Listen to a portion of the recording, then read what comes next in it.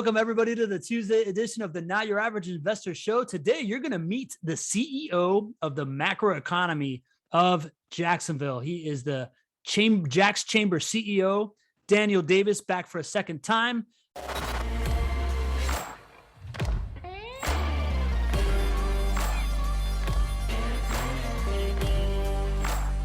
I think Daniel said it. He is back in the game. He is back live on Facebook for the Tuesday edition of the Not Your Average Investor Show. I am your host, Pablo Gonzalez. With me, as always, the man that we call GC because of his genius concepts, because he knows how to generate cash flow, because he's a great co-host, and because his parents named him Greg Cohen. Say hello, Greg. Hey, everybody. Great to be here.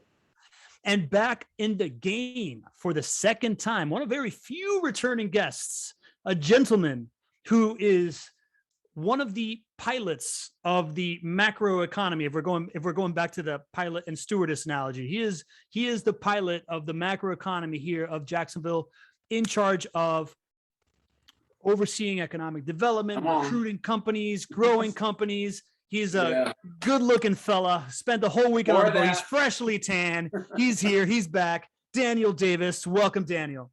That is the first time I've been introduced as a good-looking fella, and I love it. I appreciate that, man. I mean, any type of boost to my morale is great. So he doesn't just say that to anybody. Just so you know, that's not the standard intro, Dave. I know that was that's genuine. That's genuine affection for an aesthetically pleasing man. Thank you very much. Thank you.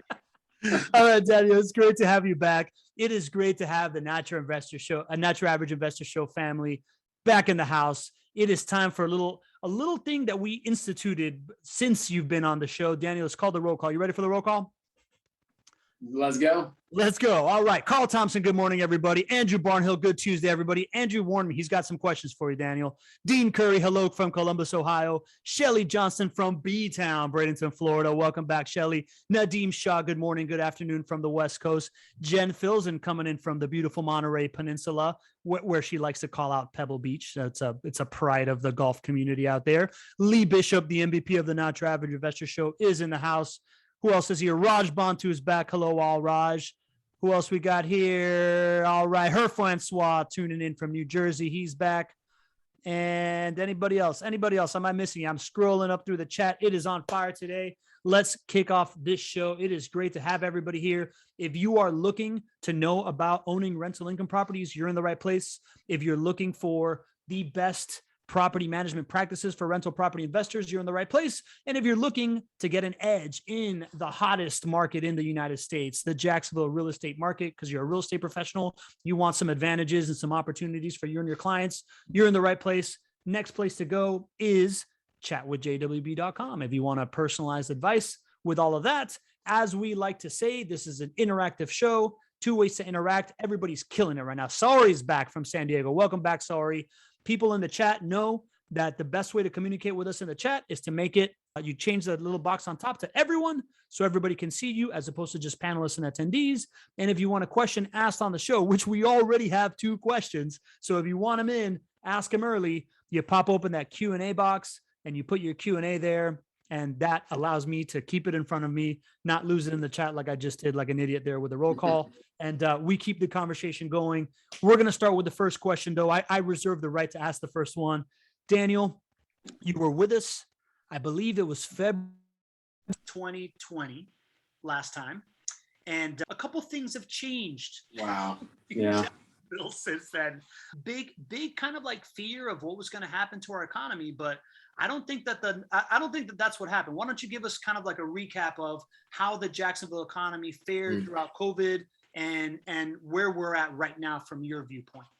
Man, if we knew today what we were trying to figure out back then, holy cow. I mean, that was crazy that the last time we met was in February of 2020. That's crazy. And then what we've experienced for the last year and a half in Jacksonville is not the same story that you see in some other places. Honestly, you have seen an economy that's really is thriving. I mean, we're on fire in Jacksonville right now. And I think that we figured out early on how to try to help the service industry stay afloat with a lot of the takeout opportunities for the restaurants that we love and the service folks that that we love to participate with in the economy. And so we've seen a lot of ways that we could keep the economy moving and keep people safe at the same time. I think now that the vaccine's out, we're able to kind of get back into normal. But we stayed open the whole time. It was incredible to see the companies that moved to our community. And I would tell you, my bet is 2021 is going to be the best year the JAX Chamber's ever had, which is crazy in a time like this.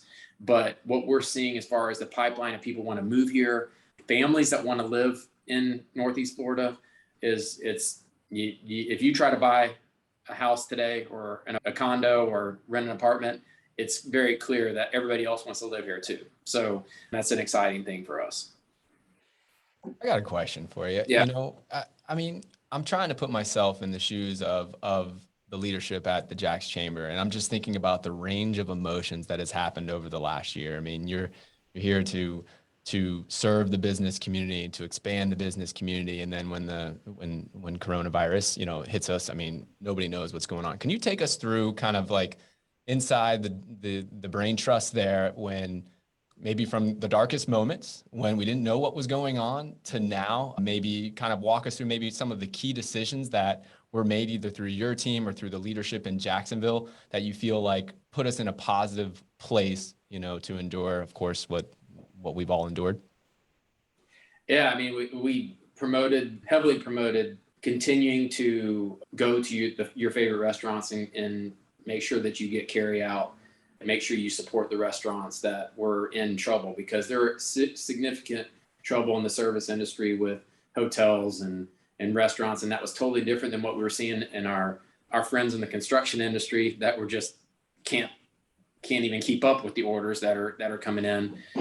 You couldn't keep a car on the lot. And many of our companies that are members of the chamber that either sell boats or sell cars or any type of home improvement opportunity, you couldn't keep things on the shelves. And so it was a range of emotions. And in some ways, we were doing everything we can to help folks that were struggling to stay afloat. And I think we were able to help a lot of people with the Small Business Administration and get the PPP or any of the stimulus. We were heavily involved in educating our members through that process, which seems like eons ago. But yeah, there is definitely a range. And then, we wanted to lead by bringing our employees back and showing everybody we should all kind of keep as much normal as possible. Mm-hmm. And I'll admit that I brought the employees back a little early, and we had to dial that back a little bit because I thought we were going to be back to normal in July, mm-hmm. and so then we came up with a plan to keep our employees safe, having like a crew come in on Monday, Wednesdays, and a crew come in on Tuesday, Thursday. So there were less people in the office, and that really worked out until we were able to bring everybody in. And since last October, we've been full go, gas pedal down all the way. And we know that there's so many people that want to move here and get a job here, start a business here, that we don't have time to not be full load. So, yep. Yeah. And it's nice to just kind of take that perspective of some of the dark days. But now, just like you mentioned, on fire in every way, shape, and form, from the economy, from housing, new businesses coming in. Can you give people maybe just kind of the ground floor view of everything from downtown, from Jacksonville overall? What are some of maybe the key things that we should be looking at and that have led us to this conclusion that this really is a special time for business development in Jacksonville? Well, one of the main things that the chamber has been involved with is making sure we have an incredibly vibrant downtown, because in my opinion, you can't have a great city without a great downtown. Okay. And that's something we've been a blessing and a curse of Jacksonville, is that we're a county government and a city government at the same time. Mm-hmm. And so we have a lot of land, and that's a blessing. But the curse of that is that all of the activity that's taking place in Jacksonville is spread out. So you may not see as much concentration as you would in some other cities. And so we've struggled a little bit to get out of the gate in downtown, and one of the most beautiful downtowns you've ever seen, on the water, just acres and acres of developable space on this gorgeous St. Johns River.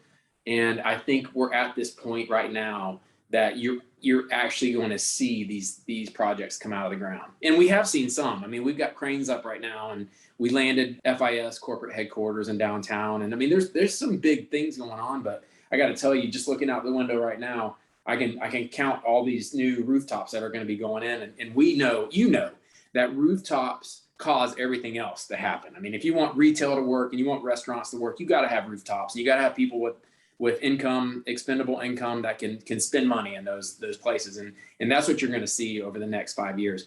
And my prediction is in the next 5 years, you won't recognize downtown. So we're super excited about what we see actually happening. Shad is investing in downtown. That's our owner of our NFL football team, hundreds of millions of dollars. The city's stepping up with him to invest in infrastructure. So there's some really, really cool things happening. And I think what that does is it drives talent, and that's how you attract the best talent to our city too. So that's why it's so important to have a vibrant downtown. I love that. I mean, that connection you just made right there, as far as why this should matter to investors. Largely our fans of our show are people that own rental properties in Jacksonville. So when you see the CEO of the Jacksonville Chamber of Commerce sharing all this wonderful news, what you should take away from that is attracting top talent to come to Jacksonville. When that happens, median incomes rise. And while we are affordable in Jacksonville right now, you can't just rest on your laurels and always think that you're going to be an affordable market, right? How's that worked out for San Francisco, right? Totally. Yeah. So in order to be able to raise median incomes, again, you can't just say, I'm going to do this, have an initiative, and next month they're going to raise, right? This is a 10-year, maybe a 20-year issue that may become an issue that we can solve right now.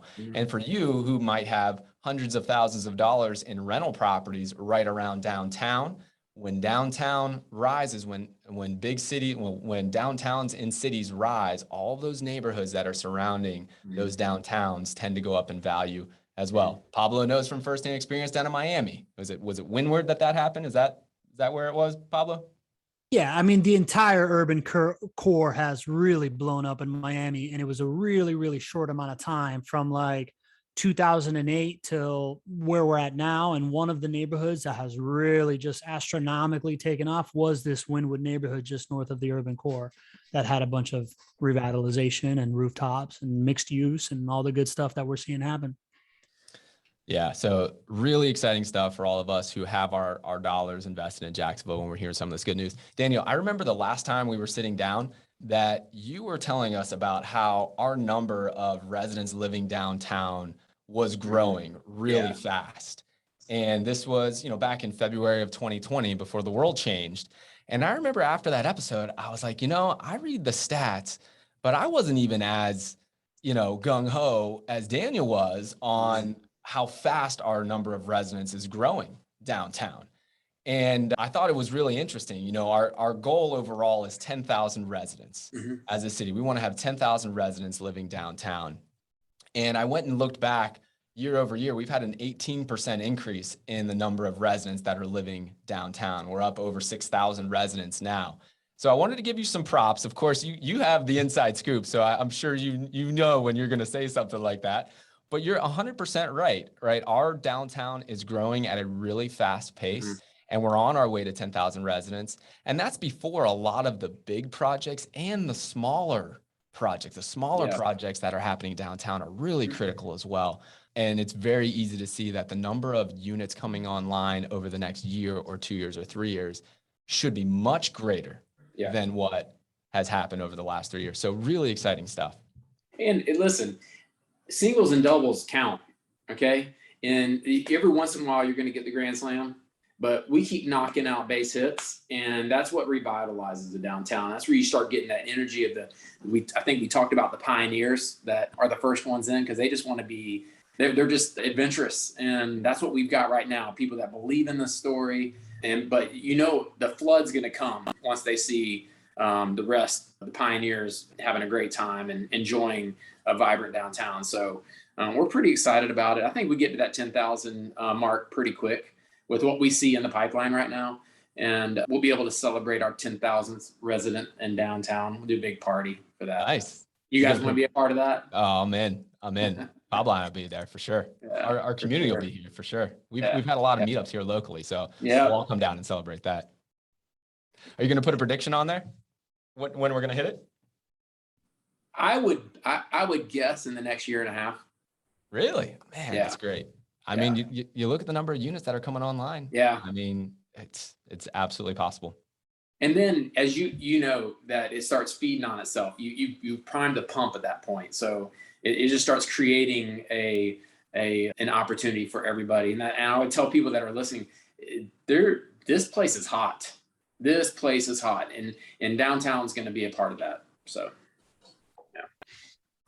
Well, speaking of downtown, we got Drew Barnhill that's in the audience. He's an urbanite himself and believes in these places. And he's got a bajillion questions here of like specific, projects downtown. He's saying he'll come down for the party. Jen's saying she'll come down for the party. I'd love to hear who else would want to come down for the party, but I'm going to ask you just kind of, I'm going to skim off the white caps. Pablo, I'll throw the party if they come down for the party. How about that?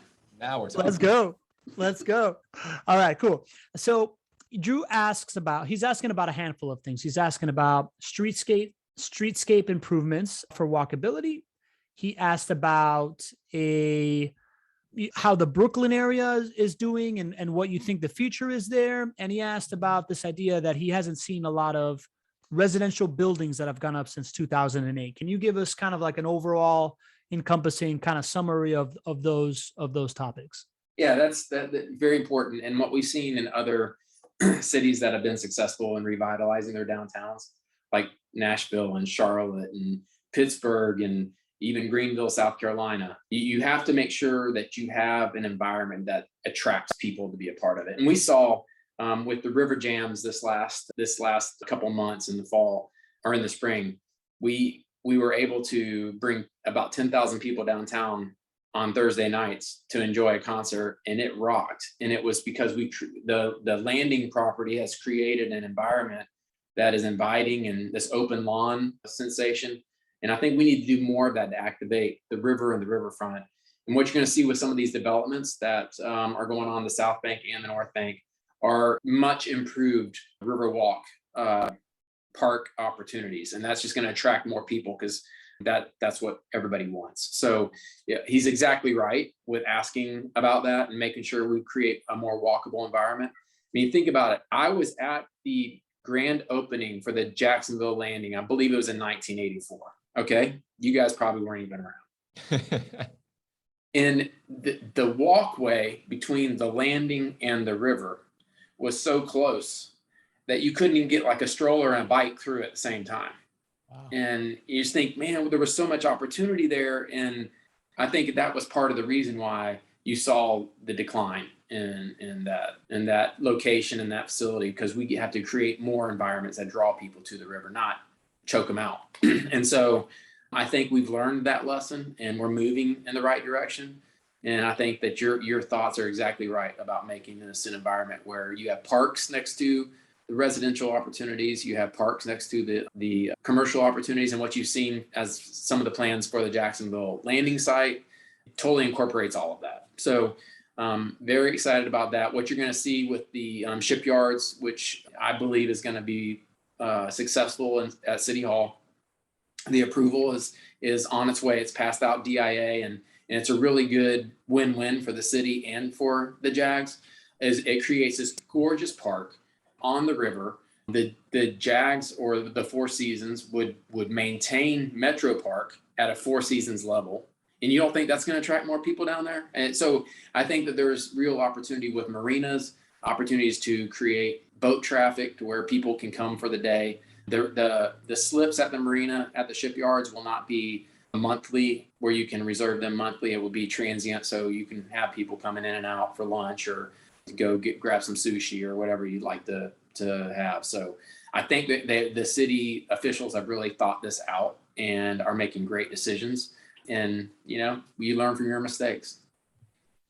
Let's give people a kind of a visual of what the Shipyards project could be. I know that there's a lot of renderings online. So if you want to Google Shipyards Jacksonville, I'm sure you'll see a number of renderings and projects and whatnot. But help me out here, Daniel. You've got the stadium down at the kind of the east end of the North Bank, right? So, and then you've got this, I think it's 40 acres in between the stadium and really where call it downtown kind of Mhm. starts, right? The commercial district where you have some bars and restaurants, but a lot of businesses right there. So in between there, you got like 40 acres of like nothing right there. Yeah. Waterfront, right? So when we're talking about the Shipyards project and bringing in a Four Seasons and the marina and all of this other commercial space, Class A commercial space and residential space, I mean, you're looking at an entertainment district right down there as well, with really well-maintained parks. I mean, I don't know of another downtown that has this kind of canvas to be able to paint with, right? You normally have restrictions. So what else am I missing there that could kind of paint the picture of how big of a project this could be for Jacksonville? It's acres and acres. And I would tell you one thing that is going through the process right now is relocating the Museum of Science and History. And it would be in that area next to all of these amenities to create that park resiliency discussion that we can all learn from. But I mean, I grew up in Jacksonville, and I remember as a kid, my mom dropping me off at Mosh, and she'd come back and pick us up. And so it's a place that I believe is a community building that almost every kid in Jacksonville goes to during a field trip. And if we create this world-class museum, which I believe is going to happen, it's just one more thing that's going to draw people to this area and then create that critical mass that we all know needs to take place to have a vibrant entertainment area. And so I'm pretty excited about that as well. And you create that with acres and acres of park on the water, and you can't help but have success, in my opinion. Yeah, Greg, Absolutely. you talk about that pattern recognition with Miami, right? One of the big things Miami did in the urban core was create this museum park, right? A kids museum and an art museum that they put around the public space, completely changed the paradigm of what used to be next to the American Airlines Arena, which was kind of a dump, right? Yeah. So you build it, people come, they start spending time there, they start investing in local businesses. That then funds the infrastructure that you need, right? The public transportation follows. All these different kinds of things can happen when you are creating these moments for people to engage in that they want to come spend time in the place. And speaking of the local economy, right? We're talking a lot about real estate, but Daniel, you were telling us about some programs that you have to really bolster the local businesses, like the Lewis and White Business League. You want to tell us a little bit about what's going on the local business front that you're working on? Yeah, I mentioned earlier that, listen, Jacksonville's hot, and for the next 5 years, Jacksonville's going to be hot. With who I see coming to our city, this is the place to be. You're going to be in top 10 of being able to find a job, being able to start a business, being an entrepreneur. It is hot, and it's not going to change. What we have to remember is that because 90% of the neighborhoods are seeing incredible growth and enjoying success and business growth and success, there are pockets in Jacksonville that have not seen that same success, and we cannot let people fall through the cracks. And in my opinion, every neighborhood deserves the opportunity to have hope, and that's something the chamber is taking very seriously. And opportunities for focusing. We've shifted our entire foundation to focus on minority-owned businesses with an emphasis on African-American-owned businesses in Jacksonville. And what I would tell you is we've got great corporate leaders and citizens and businesses here who would love to partner with an African-American-owned business or minority-owned contracting company. And sometimes they have a hard time connecting with where they can find qualified folks to be able to fit those puzzle pieces in their business. And I really believe that the chamber can be the convener or the connector in that situation. And so that's what we're doing. We've had several events already where Henry Brown, CEO of Miller Electric, 1,800 electricians work for him across the country, huge company. He has personally come down to the chamber after hours to meet with minority-owned contractors to figure out a way to start doing business with folks in the community. And I'm telling you, education and jobs create hope. Okay. And when you have hope, that solves all sorts of social ills that we see in some communities. And so I'm committed to that. I believe the chamber can be highly effective there. We started the Lewis White Business League, focused on African American owned businesses, helping, number one, to create a network of businesses that we can work with, but two, to create a soft entry into the chamber. And sometimes the chamber can be looked at as the big chamber downtown and all Fortune 500 companies, and that's just not the case. We are big. We have 3,000 members, and it can be intimidating. And we should create easy ways to enter into the chamber. And this is what we believe is an opportunity to do, not only to create a network, but also to give people an easy entry, a safe, easy entry into the chamber. It's really cool. I love how you're saying your vision for the chamber is being that connector. Yeah. And I have never thought of the chamber that way. I have thought of the chambers kind of expanding the big names, and kind of being intimidating, right? So with this program right here, I'm really interested. So like a company like JWB, like how could JWB help the mission of your program? Like, I guess, would we kind of interact with the chamber and then be introduced to potential businesses that we could work with I don't know. I'm just curious. Yeah, absolutely. That's exactly how it works. Okay. We got to have a program called JAX Bridges, which is, in my opinion, is one of the best entrepreneurial programs in the country. We will start franchising JAX Bridges out to other chambers, but getting great businesses prepared to be successful. Like you could be the best landscaper in Jacksonville and not have a great business model that helps you to continue that success. We're helping in that area to take talent and help them be sustainable. And then that helps us build this database of companies that want to be successful. They don't want to be handed anything. They just want to work. And so if you said, hey, we got these 5 opportunities and we really would like to participate with a minority owned business, we would help convene those businesses so you could get to know them and be able to do business. And so I just see it as a huge win for our members and a huge win for the contractors who want to be successful. So that's exactly what we would do for you. Wonderful. It's a really natural, I never thought of it this way, but how we just transitioned from downtown development to economic development by providing opportunities to minority owned businesses, I can't help but notice the mirroring of it, right? Like if you create these public spaces where there is collisions of different walks of life that can provide opportunity to interact with the urban core and interact with the city in public spaces and in buildings, as well as what the chamber is doing right now of providing these orchestrated collisions between minority owned businesses and well-established businesses, and the orchestration of mixing across demographics and experiences and sizes is clearly a path forward. And it makes perfect sense that the chamber sits at the middle of both of those things from a physical standpoint and from the person connection standpoint.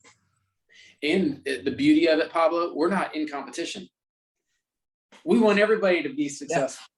Yeah. And so in other situations, it wouldn't work, but we're the perfect entity to bring everybody together because we just want a better Jacksonville. We just want a better community for our citizens. And so if we can do that, we're going to play that role. Yeah, for sure.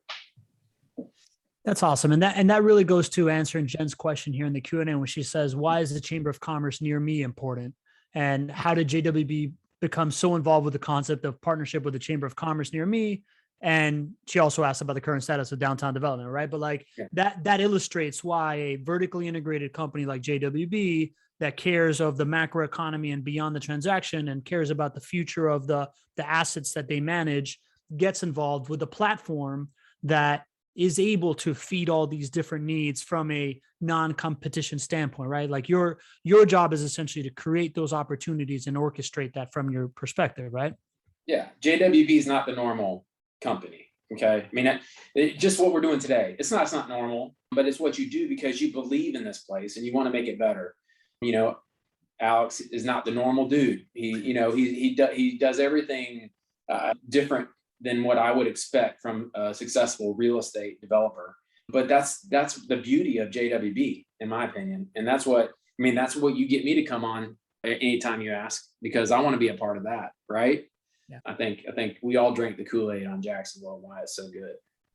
That's awesome, man. And listen, speaking of not normal stuff, there is there is things happening, right? Drew Barnhill is asking about the future of transit in Jacksonville with the Skyway potential and the things that the JTA is doing. And there's certain things that are happening there that are pretty unique to what we got going on. You want to talk a little bit about the innovation that's happening from that standpoint? Yeah. So for the people that are not as familiar with Jacksonville, we have what's called the Skyway, and it's like the old monorail type system that you'd see at Disney World or Disneyland, wherever you are from. And it's really an antiquated way to move people. And in fact, the company that we bought these shuttles from is no longer in existence. And so we don't have parts to keep it going.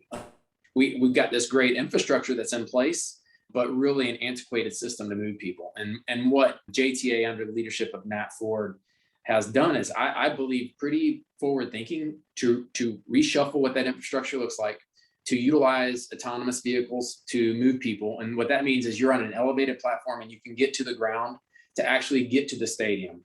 And then it can take you back to Avondale or to San Marco, where people actually live. The failure of the Skyway was it started where nobody was and it went where nobody wanted to go.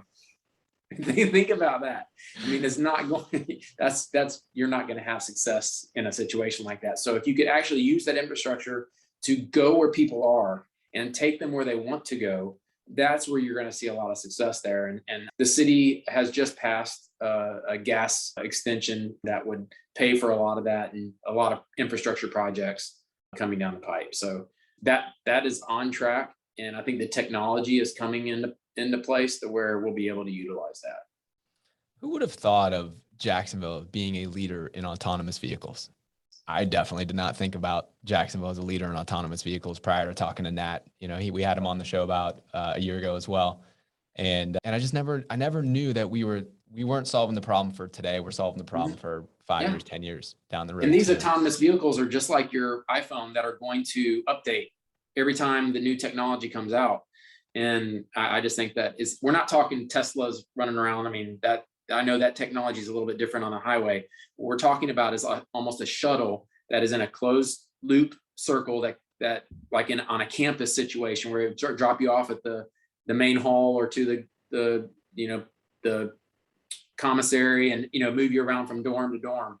This would be kind of like that, where it has this track that it moves on, and the technology is becoming to where it's a viable plan. And so we already have the funding in place. And if we're relating it to everything else that Daniel's talking about as well, getting 10,000 residents living downtown, this is the people mover of those residents that are living downtown. It's connecting the North Bank. It's connecting the South Bank. It's connecting to the stadium. It's connecting up to the healthcare facilities, up even farther into the north of the city. I mean, and these are the things these aren't just random ideas. These are already, of course, vetted out, and then elements of them are already funded. And then it's interacting with the JRTC, which is the Jacksonville Regional Transportation Center, which was a major win for Jacksonville. It didn't get the publicity I think it deserved because we were going through the pandemic, and I think it opened in May of 2020.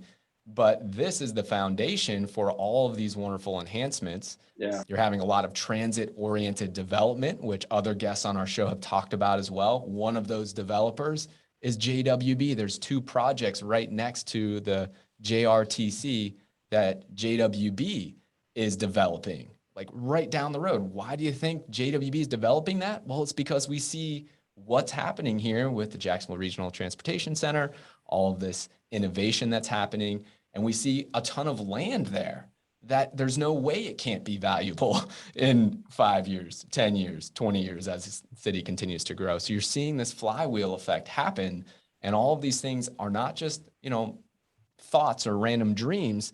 They're funded. And when they're funded and they're happening and the leadership is behind and the public and the private, developers come. When developers come, things start to happen. Agreed. Yeah, for sure. With all that happening with the developers and with all this funding and the Skyway and the autonomous vehicle, seems like there's a lot of like innovation that's happening in and around the ecosystem. What is the economic opportunity there? Are there students that are trying to move here to do some PhD stuff here? Are there companies that are thinking of launching here? From your perspective, Daniel, How do you leverage that to recruit better talent and keep talent in-house? There's going to be significant growth in the fintech arena in Jacksonville. It already is. I mean, you have the corporate headquarters of FIS, which is the point of sale leader in the world with their purchase of WorldPay. And that's right here in Jacksonville, Florida. Okay. And so that attracts a ton of talent because people want to be around that. The innovators that serve the point of sale want to be a part of that. They want to be close to FIS. We just landed Dun & Bradstreet a couple months ago, their corporate headquarters relocation from New Jersey to Jacksonville. One of the most storied historical companies in the country moved to Jacksonville. And there's a reason, because you're seeing this growth of this financial technology and financial services world in Jacksonville with Deutsche Bank and SoFi moving their East Coast headquarters here. I mean, all of the companies that FNF, Black Knight, FIS, now you've got Dun & Bradstreet. It is becoming that arena that's going to attract even more of that technology. And so it's pretty cool. Abraham Lincoln worked for Dun & Bradstreet. I mean, think about that. No way. Yeah. Wow. And they relocated to Jacksonville, Florida. And there's a reason they're doing that. And I think a major part of that is chasing talent. So hopefully we continue to see that arena grow. Our healthcare is by far, I mean, where else do you have a Mayo, an MD Anderson, UF Health, the proton beam therapy all in one location? I mean, it really is pretty incredible. There's only a couple places on the planet that have the healthcare that we have. And so that's drawing more people. And on the Mayo campus, they have a innovators accelerator for all the companies that may be healthcare related. And that's going to attract even more of those companies that innovate and create that next billion-dollar business. So pretty cool stuff. That is cool stuff. Go ahead, G. You talked about those business incubators there in the healthcare sphere. I'd love to talk a little bit more about what you guys are up to. I think it's called Innovation Hub, if I'm correct. And that I would love to learn more about that, because as I'm putting the pieces of our conversation together, again, I never, as I was sharing with you, I always thought of the chamber as kind of like attracting the next Dun & Bradstreet and Amazon and all that, which you guys have done a phenomenal job with that. I didn't really feel like companies like JWB would think of the chamber as kind of a breeding ground of new relationships or new innovation for young entrepreneurs. But I was reading about the Innovation Hub, and that's located in the JRTC, in the Jacksonville Regional Transportation Center. Could you talk a little bit about that success there and the goal and why we're doing it there? Sure. One, Nat Ford has been a great partner. JTA has been a great partner with the chamber. And so they had about 4,000 square feet that was just not built out. It was stubbed out, everything, air's going to it, electricity. It just didn't have, it was just a place in this brand new, beautiful corporate headquarters that didn't have really a purpose, in my opinion. And so when we saw that, we really felt like that was a great opportunity for us to ask about a partnership with JTA on that. And we've asked partners like W.W. Gay, Miller Electric, Alden White, Purdue Office Furniture is going to be a partner with us to help us make this cool place like so forward thinking. Everybody's going to want to be a part of that process. And not only can we run our JAX Bridges programs out of it, pre-accelerators, we can do innovation, calls to innovate. We just did a call to innovate, and we had over 20 innovators come in and solve problems for healthcare providers in Jacksonville. They ended up getting contracts with these healthcare providers. So that's really what it's all about. And so my whole goal is to take these folks that have incredible vision and a great idea, create an environment and curate an environment that is so business friendly that why would they go somewhere else? And if we want to create more jobs here, we bring the innovators here, we help them start their businesses here, and then they stay here and grow the next corporate leader that we would like to see here in Jacksonville. So it's all part of a plan, and it's working. And so I'm pretty excited about that. Think about this, like when I'm thinking about our marketing for JWB, I'm thinking about the short-term wins and I'm thinking about the long-term wins, right? And on the short-term wins, right? Maybe we get to share a stage with somebody and then we get a whole bunch of new business because we were able to share our message. And that's nice. Maybe that's like, think about moving a big name company here, headquarters here, right? That's a huge shot in the arm for everybody here. And that's amazing. It should be celebrated. But the long-term win, if I'm thinking about JWB marketing, is how can I reach people organically And then they come, they search us out, and then they do that over and over. And it seems like when we're talking about the talent acquisition and the business acquisition that we have here, correct me if I'm wrong, but we've never really thought about JWB's fintech industry creating our own businesses, right? We've had to pull from other places. It seems like now we finally have a place. Was there a place? Where did young entrepreneurs and business incubators live before this, before what you're creating here? Well, I mean, I think we had a healthy environment here in Jacksonville, not super organized environment. And I think many innovators, they don't like to be institutionalized, if that makes any sense. They march to their own beat, and that's why they become billionaires, you know, and not everybody does it that way. And that's what an innovator does. So what we want to do is foster an environment. A lot of it is marketing to let them know this is the most business friendly city you are ever going to find, you know, and that's a marketing opportunity for us. And then once they get here, to be so loved and wanted that they would never leave. And so a lot of it is marketing. And I think like you build it and they will come type situation. Yeah. I love it, man. Listen, you're speaking straight to me, right? Like I totally get everything you're saying. I fancy myself an innovator. I moved here for opportunity. I knew that my cost of living would go down, my quality of life and time on beach would go up. But as far as the ecosystem here of people able to collaborate and, you know, people hungry for innovation and that next thing and helping each other out because they know they're in this tipping point has totally over delivered. We got Jay Miller in the chat that's talking about bringing a throwback plant-based takeout drive-through quick sit potential consideration in Jacksonville with a global plant-based cuisine. I think that's fire, right? Like that's the type of stuff we want to be attracting for the next generation. Jay, I would love to hear more about that. And all of that stuff here is really, really tangible. Now, and we have these numbers in real estate that are going up, right? Downtown living is going up. All this is happening. What do you think that these business innovations, these attracting talent, these companies that are growing, these buildings that are being put, these amenities that are getting put downtown, how do you think that trickles down towards single family home prices and rental property owners that own in and around Jacksonville? Daniel, do you think about that? So it's my simple view of this is if people are moving away from someplace, the property values go down. If people are moving to someplace, the property values go up. And it is very, very clear that Jacksonville and Florida are probably the hottest places to move to. And like you said, you can go sit on a train for an hour and a half, commute back home for an hour and a half up in the Northeast. Okay. In January, stare at the snow the whole time and freeze your tail off. Or you could surf in January in Jacksonville, coach your kids' t-ball team, and commute about 20 minutes to the office, maybe 15. I mean, think about it. We got a pretty good story to tell. The same trading floors in New York are in Jacksonville. The exact same ones. I've seen them. I've seen them in New York, London, and Jacksonville. And it's the exact same thing. And so you kind of have to ask yourself the question, why wouldn't you live in a place like this? And the diverse economy. I mean, it's all the perfect combos to make a right situation better. I mean, the numbers don't lie. I've always, we have been thought of for a long time as like that second tier city or that third tier city, right? Well, with the population growing like it is, even before the pandemic effect takes hold in some of these numbers from the US Census, we're already up to number 12. We are the 12th most populous city in the country.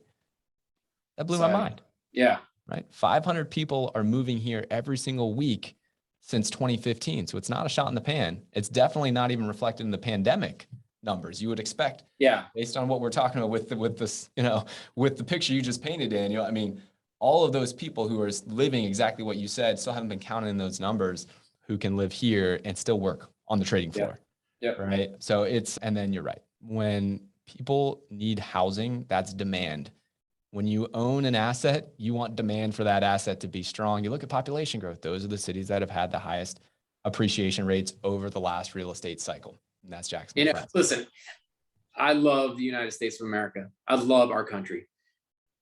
And I would tell you, unfortunately, there are some communities that are not going to emulate what Florida and what Jacksonville are doing. And because of that, people are going to move away from those communities and come to a place like Florida or Texas. You're seeing a lot of the same things happen in Texas. But I'm telling you, I don't want to see any state in the union not be successful, but that you're going to see that over the next 5 years. And that's not going to be the same story of Jacksonville. So, but it's choices people make, and we're seeing what the choices are. They're moving their companies to places like our hometown. So makes a lot of sense to me, man. I made that choice 3 years ago. No regrets. I was just telling you, I'm like, I had a big Jacksonville ambassador weekend where my sister came from Miami. She's like, man, I should be coming here more often. And by the way, that question came from Herb Francois. Great question, Herb.